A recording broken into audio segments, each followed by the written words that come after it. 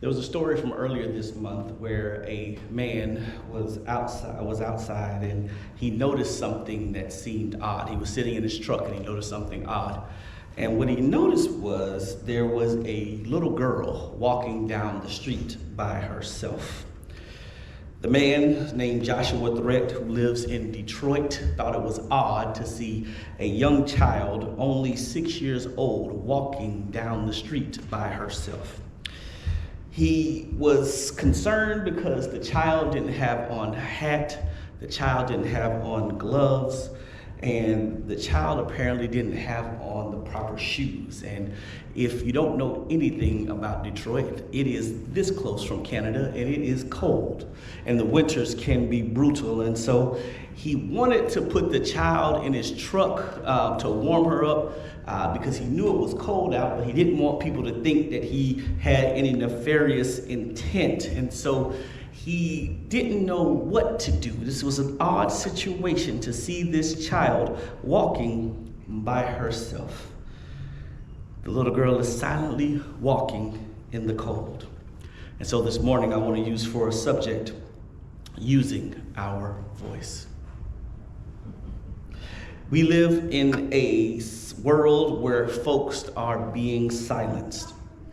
There appears to be someone constantly trying to steal our voice, and sometimes for good reasons, sometimes for bad, but often people want to take from you your voice because they understand that your voice carries power. And when I was growing up, we would have arguments or disagreements in the house, and we would be told as little kids that you don't go telling everybody what goes on in this house. What happens in this house is the business of this house, and we don't go around spreading family business. We were taught to remain silent. When we got to school, we saw that all the cool kids were sneaking off, and we heard about the parties that people were throwing when somebody's parents was out of town, and we witnessed our siblings sneaking out the house to go see their boo thing, and we learned that we needed to keep things to ourselves, and we remained silent. Even when we got older and started working, we learned that sometimes silence is the best thing.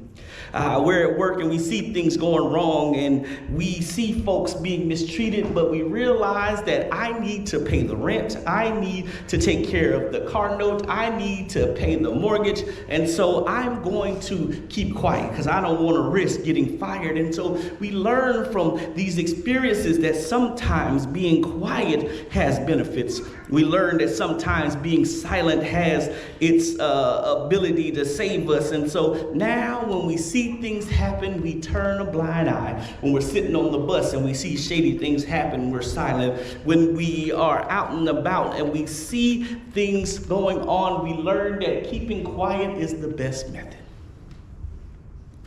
Because the silence is safe.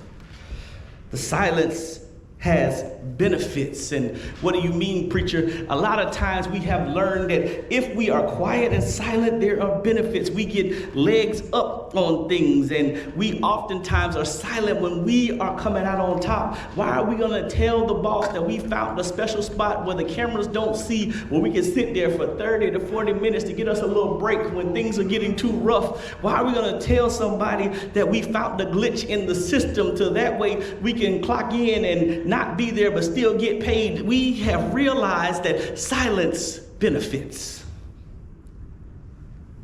But oftentimes we don't take into account who our silence hurts. We don't take into account how our silence causes pain to other people. What do you mean, Pastor? I have reached a place of prestige, of promotion, of prominence. Why should I say anything to mess that up? Why should I say anything that's going to hurt my brand or help hurt my ability to make more? What we have to understand is sometimes our silence is lucrative.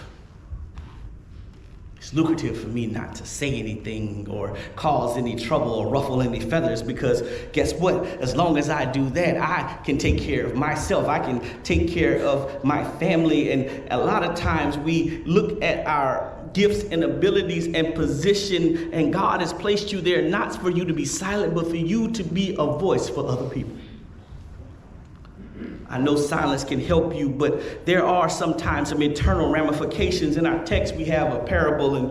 In Luke's gospel, there are several parables being said during this time. And so this parable is different for a couple reasons. One of the reasons that is different is because this is one of the few parables where one of the characters is given a name. If you think about most parables, Jesus oftentimes talk about people in general terms. There was a farmer, there was this person, but in this parable, there's one character that is given a name. And so Jesus opens up this parable talking about there was a rich man that is wearing purple, and that he's living up, he's having a wonderful life. And then he shows by comparison, there is a poor man who is barely getting by. And so the text says that he ate every day luxuriously while the poor beggar named Lazarus sat at his gate. The text says that the only comfort he got was the dog licking his sores. Now, for many of us, we would think that would be comforting, but you have to understand that these people didn't see it that way. And so the poor man dies, and he goes and he's sitting next to Abraham. He's at Abraham's bosom. He's in this place of rest. And sometime later, the rich man dies, and he's in this place of torment. And so the rich man looks up and sees Lazarus sitting next to Abraham. And he says, "Hey, Lazarus, can you dip your finger in a pool of water to cool my tongue, because I am in torment?" Abraham says to him, "When you were alive, you had everything. You lived in the best houses and ate the best food, and Lazarus didn't get any of that. And so now he's being repaid for his deeds, and you're being repaid for yours. And besides, there's a great chasm. In other words, there's a great divide. There's something that separates us." And so the rich man says, "Well, can you send Lazarus to my father's house? I have 5 brothers. If Lazarus will speak to them, they'll listen to him." But Abraham says they should listen to the law and the prophets. And this parable is a powerful parable. There's so much going on here that has theological ramifications and spiritual ramifications. But there's something in the text that stood out to me. There's something that jumped out, and it is interesting because Lazarus has no dialogue in this entire parable. Lazarus says nothing the entire time this parable is going on. He doesn't say anything. He doesn't have a voice. And I wondered to myself, Jesus, why would you create a parable where one of the characters has nothing to say? Why is it that Jesus deliberately makes Lazarus silent? Why is it like this? And I submit to you that Lazarus' silence is because he represents those who are being silenced. Lazarus was one of the marginalized. He was one of the people who was in the bottom of society. And so a lot of times we silence people because of what they have going on. We silence people because they're impoverished. We silence people because they don't dress like us. We silence people because they've had a checkered past. We've silenced people because they don't meet our same social economic status. And so because of all these things, we say that they don't have a voice. You don't have a voice because you haven't lived long enough. You don't have a voice because you're the wrong gender. You don't have a voice because you're the wrong color. You don't have a voice because you're the wrong orientation. We have worked hard to silence people that we don't want to hear. We go to the store and we buy noise-canceling headphones so we don't have to hear anybody that we don't want to hear from. We make sure on our phones we go ahead and silence people who call us. We are quick to block folks on social media because I don't want you messing up my vibe or my flow, because I want to be exactly where I want to be. We are quick to curate a voice that we want to hear. But how often do we pay attention to those who are in silence? How often do we ride in our cars and pass the people standing on the corner begging for money? How often do we see travesties and things happening and we have the power and ability to say something and we say nothing? We're silent. Because talking is going to mess up my flow. I'm on my way home. I don't have time to talk to you, Mr. Homeless Man. I'm on my way to a New Year's Eve party I'm sorry that you are out in the corner with your 4 kids begging, man, but that's not my problem. I'm sure that you did something to get yourself in that position. I'm silent. I'm sorry when I see wrong happening and I know I could do something about it, but I don't want to get involved. I'm going to be silent.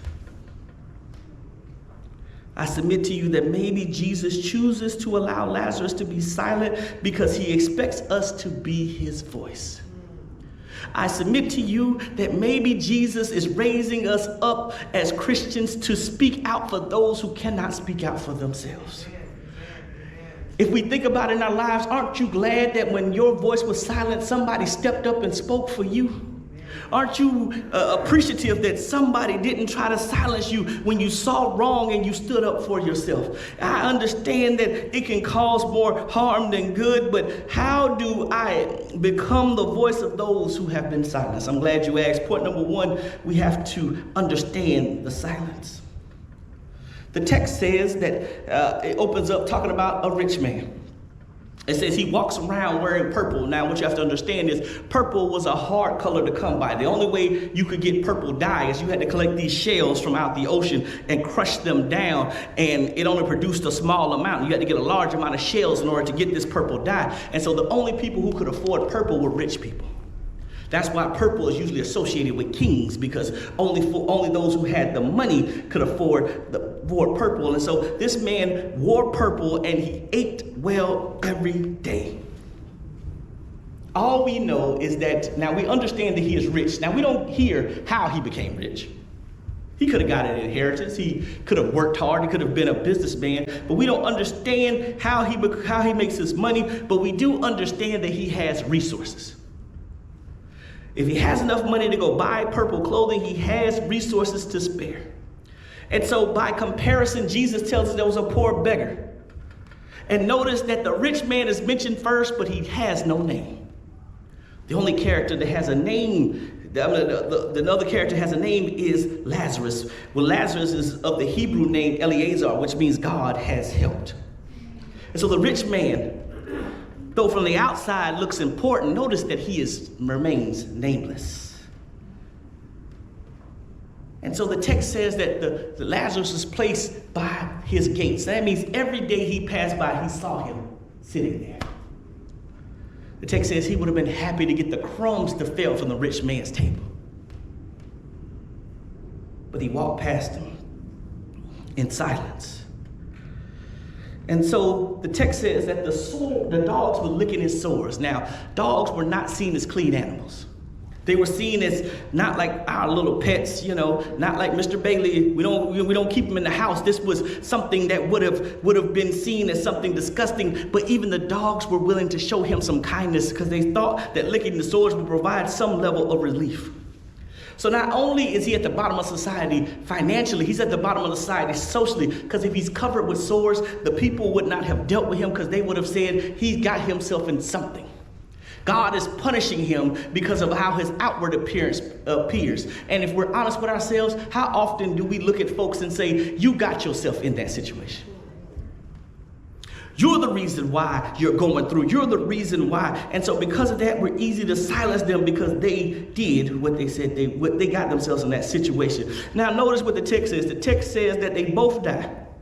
But pay attention to the difference in their deaths.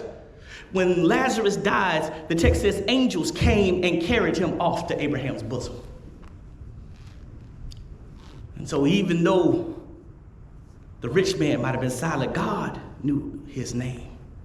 Because angels are special agents of God. And so I imagine in my theological imagination, God said, go get my boy Lazarus. He's had a rough life. Come and escort him on to his place of rest. And so he's sitting there at Abraham's bosom, meaning he was close to Abraham. And the text says the rich man dies also, showcasing that none of us can escape death's grip. And they both die. The poor man is comforted and sitting next to the patriarch, but the rich man is in a place of torment. Notice the reversal of roles. We oftentimes get so caught up in the fact that people have so much in this side of life. I'd rather be sitting next to Jesus on the other side of life because that's where it truly matters. We get so caught up in wanting to be secure here, but make sure that you're secure where you're going to be on the other side. Point number 2.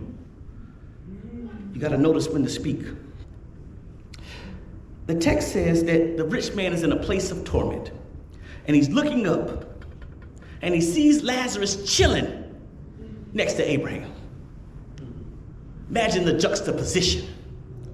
He's in agony, and the bum you passed is chilling. And he calls out to him. And he says, Lazarus, he says, Abraham, tell Lazarus to dip his finger in a pool of water to cool my tongue. What we notice here in the text is the rich man knows Lazarus' name. He knows who he is, but he still didn't step in and do anything. And so that means his actions were likely deliberate. How often do we deliberately pass by situations because we don't want to get messy? How often do we deliberately ignore folks knowing we have the resources and the ability to speak out on their behalf, but we choose not to because it's comfortable where we are? Now, I want you to pay attention to something. Notice that he knows his name, but he doesn't talk to Lazarus directly. He talks to Abraham. And he says, Abraham, command Lazarus to dip his finger in a pool of water. Even though this man is in torment, he has not recognized that Lazarus is not a tool for his use. And oftentimes we think that people are just a tool for us to use to get what we want. And he wants water, which represents both refreshment and life. And so in this torment, he wants something to help relieve this. And Abraham points out that when you were alive, you had all these good things. You had the finest clothes, you had it all. And Lazarus got the evil of the world, the hunger, pain, the scorn, the frustration. He got the bad things. And now he's being comforted, and all the things that life served him in silence, now he is comforted where he is. And all the good things that you got, now you have to deal with the ramifications of it. You could have done something. What Abraham is pointing out, when y'all were alive, you had opportunity to help Lazarus and you didn't. You had a chance to be Lazarus' voice, but you chose to live your life and focus only on you. One of the greatest sins that we commit in the church is we're so concerned with our stuff that we forget to be kingdom-minded. We're only concerned about as long as my family has, as long as I get what I want. And we talk like this and we forget about it, that we're called to be in community and kingdom with one another. And so he tells him, he says, you had opportunity while you were alive. The door's closed now. Your situation is fixed. You are where you're going to be. You made your choices, and now you have to adhere to it. Notice that Abraham is acting as Lazarus' advocate. He is Lazarus' mouthpiece. He speaks on Lazarus' behalf, and I wonder how often or who we're going to speak on behalf of. How many Lazarus are walking around us right now silent, and we will not speak?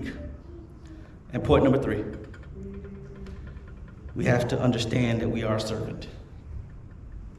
So since Abraham won't get Lazarus to help him, the rich man says, well, send him to my father's house. Now the text says that he has 5 brothers.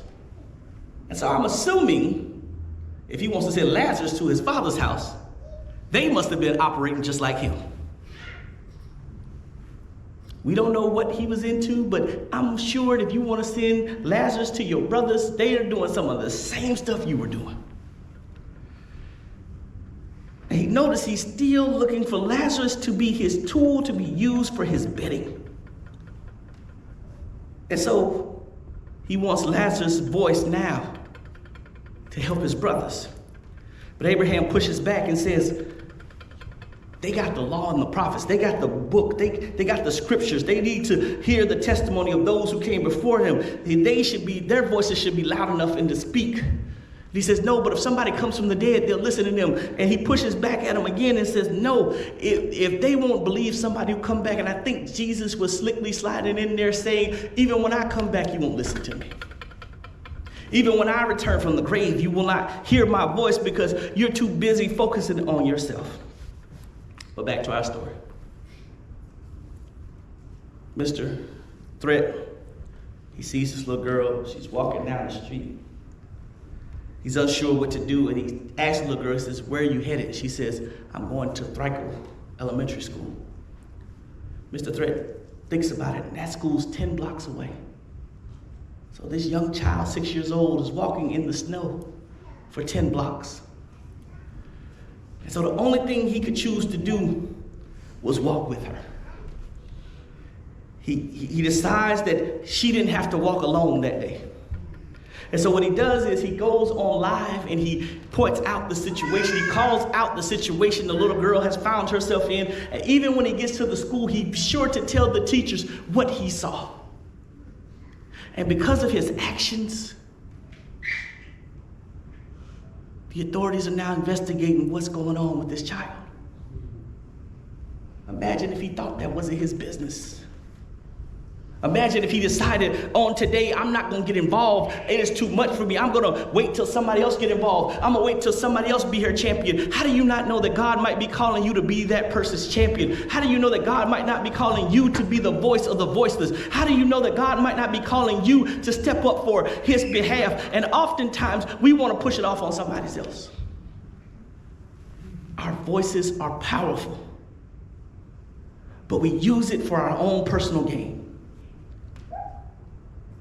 Some of us think that God is just some magical genie whose only job is to give us all our gifts like a cosmic Santa Claus.